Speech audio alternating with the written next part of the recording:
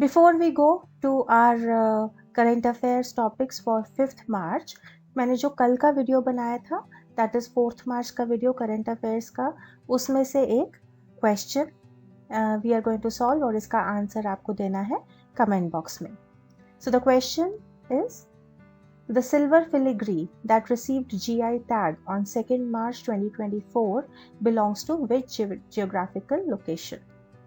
2 मार्च 2024 को GI tag प्राप्त silver filigree किस भौगोलिक स्थान से संबंधित है? इसका आंसर आपको मिलेगा मेरी 4th मार्च करंट अफेयर्स की वीडियो में. So do watch it. It is an important question and right the answer in comment box. So let us go ahead with our today's current affairs topics. The very first topic is Supreme Court has said that there will be no immunity for MPs and MLAs in charges of bribery for votes and speeches. So what is this whole thing all about? और Supreme Court ने ऐसा ही क्या आदेश जारी किया है? तो basically constitution में दो आर्टिकल है, आर्टिकल 105 एंड आर्टिकल 194, जो एमपीज और एमएलएस को प्रोटेक्ट करते हैं in case of, I mean they give them freedom of speech and to vote in the parliament without any fear. So basically these articles protect them from being prosecuted for their remarks in the parliament or any vote they may participate in.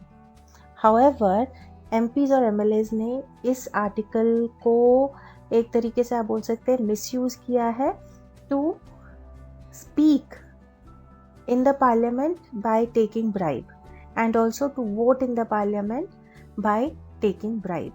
Okay, तो ये जो law है वो basically इन्हें protect करता है, लेकिन अगर वो लोग पैसे लेकर के वोट कर रहे हैं या पैसे लेकर के किसी से कुछ बोल रहे हैं पार्लियामेंट में, that is wrong. So that is what supreme court has told कि अगर एमपीज ऐसा करते हैं कि वो लोग पैसे लेकर के कोई स्पीच बोलते हैं पार्लियामेंट में या कोई वोट करते हैं, then there will be no immunity for MPs and MLAs.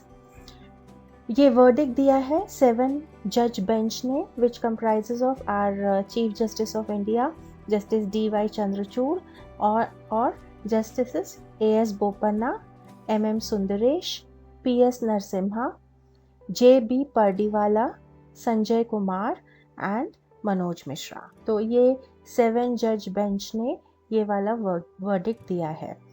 तो ऐसा वर्डिक्ट अब क्यों आया है? क्या पहले ऐसे केसेस हो चुके हैं जिनकी वजह से ये वाला लॉ पास किया गया है? द थिंग इज, ऐसे केसेस हो चुके हैं, आपको देखने को मिलेंगे 1993 में, 2008 में एंड 2015 में भी. 1993 में in PV Narasimha Rao case there were allegations के झारखंड मुक्ति मोर्चा के MLAs ने पैसे लेकर के वोट दिया है in favour of the government during a no confidence motion. तो जैसे मैंने आपको बताया कि according to constitution they are protected, कि अगर के वो लोग निडर होके कोई भी वोट दे सकते हैं, लेकिन अगर वो लोग पैसे दे करके इस चीज़ को, अपने अधिकार को ऐसे यूज़ करें तो वो गलत है. Similar case in 2008, Sonia Gandhi led UPA had bribed BJP MPs to secure confidence votes. And a similar case had come up in 2015 also, where Telugu Desam Party MLAs were recorded on camera. They were offering bribes to other MP to secure votes for legislative assembly. So ऐसे जैसे cases आते जा रहे हैं, तो the supreme court has now told that there will be no immunity in such cases for MPs and MLAs, and it is a very welcome step. It is actually, MPs and MLAs were actually misusing their protection, but now these people can be prosecuted if they do such things. Going to the next point, हमारे defence minister रक्षा मंत्री राजनाथ सिंह ने Aditi scheme launch की है. So now what is this Aditi scheme? इसकी full form है acing development of innovative technologies with iDEX. IDEX होता है innovations for defence excellence. So इस स्कीम के अंतर्गत क्या होता है कि there will be startups with grant in aid of up to 25 crore for research development and innovation in defense technology. इसके अलावा 750 करोड़ के का जो बजट है वो इसमें एलोकेट किया गया है for a period of 23-24 to 25-26 to do projects which are innovative and they help in making our defense better. काफ़ी सारे प्रोजेक्ट्स फॉर आप बोल सकते हैं robotics, artificial intelligence, cyber security, आजकल की जो टेक्नोलॉजीज़ है इनको कैसे इनकॉर्पोरेट करें हमारे डिफेंस टेक्नोलॉजीज़ में. सो उसके लिए जो रिसर्च करते हैं लोग या कोई स्टार्टअप्स जो इसके लिए काम करना चाहती है तो उनको ये वाली ग्रांट्स दी जाएगी. So this is basically to promote innovations in critical and strategic defence technologies. ये स्कीम हमारे डिफेंस मिनिस्टर श्री राजनाथ सिंह ने 4 मार्च 2024 को डेफ कनेक्ट 2024 एक जो कॉन्फ्रेंस है उसमें दिल्ली में जो हो रही है उसमें ये अनाउंस किया है. अनदर इम्पॉर्टेंट पॉइंट, एक तो अदिति का आपको फुल फॉर्म याद रहना चाहिए. It is acing development of innovative technologies with iDEX. Okay, so you can see capital ADITI. Okay, so Aditi. IDEX का मतलब क्या होता है? Innovation for defence excellence. Aditi scheme falls under the IDEX framework of Department of Defense Production of Ministry of Defense और इसके लिए 750 करोड़ तक का बजट एलोकेट किया गया है. The next point for today's current affairs, President Draupadi Murmu has given assent to Kerala government's Lok Ayukta Amendment Bill. Now what is this Lok Ayukta Amendment Bill? Actually ये bill pass कर दिया गया था Kerala assembly में 2022 में. 30 अगस्त 2022 को ये bill pass हो गया था. लेकिन जब असेंबली में से जो बिल पास हो जाते हैं वो गवर्नर के पास जाते हैं for his approval.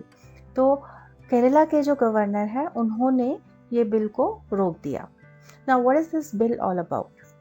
This bill aims to give the state government the power to review and decide recommendations and reports from the Lok Ayukta's anti-corruption watchdog. Okay, so generally क्या होता है कि जो लोक आयुक्त होते हैं वो अगर कोई भी रिकमेंडेशन या रिपोर्ट देते हैं वो गवर्नर उसको what you can say governor जो है वो उसको उसके बारे में डिसाइड करते हैं, उसको रिव्यू करते हैं. लेकिन केरला असेंबली का जो बिल है वो बोलता है कि नहीं, instead of governor legislative assembly के पास ये ताकत होगी कि वो लोग इसके ऊपर डिस्कशन कर सकें कि लोकायुक्त के जो भी रिकमेंडेशंस होते हैं legislative assembly will do a discussion on this. So इसका मतलब क्या हुआ? मतलब कि कभी फ्यूचर में अगर लोकायुक्त ये सजेस्ट करते हैं कि there has to be some action to be taken against the chief minister, तो instead of the governor the legislative assembly will serve as the appellate authority.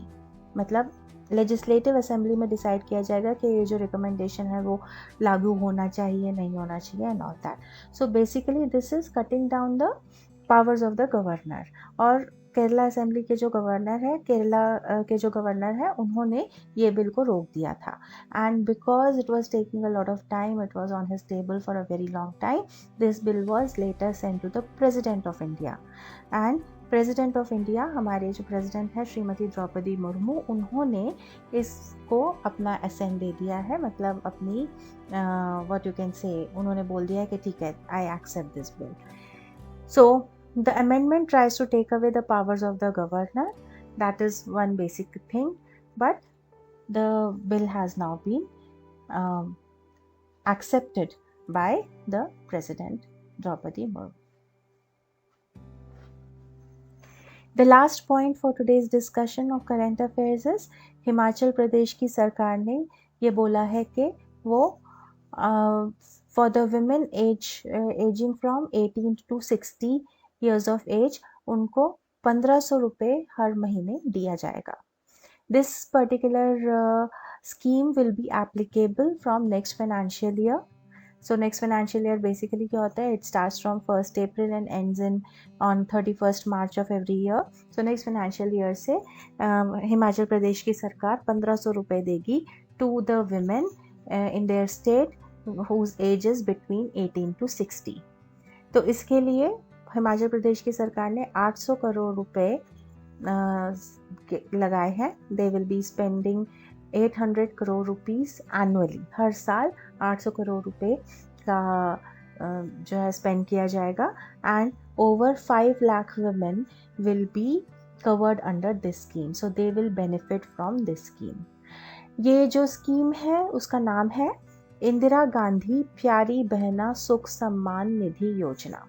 और इस स्कीम को अनाउंस किया है हिमाचल प्रदेश के चीफ मिनिस्टर श्री सुखविंदर सिंह सुक्खू ने. So these are some important, very important points that you must remember. एक तो स्कीम का नाम, स्कीम के अंदर क्या है, 1500 रुपये हर महीने women aged 18 to 60 years of age को दिए जाएंगे. इसके लिए 800 करोड़ रुपये एनुअली जो है वो स्पेंड किए जाएंगे. Over 5 lakh women will be benefited by this scheme. The schemes name is Indira Gandhi प्यारी बहना सुख सम्मान निधि योजना.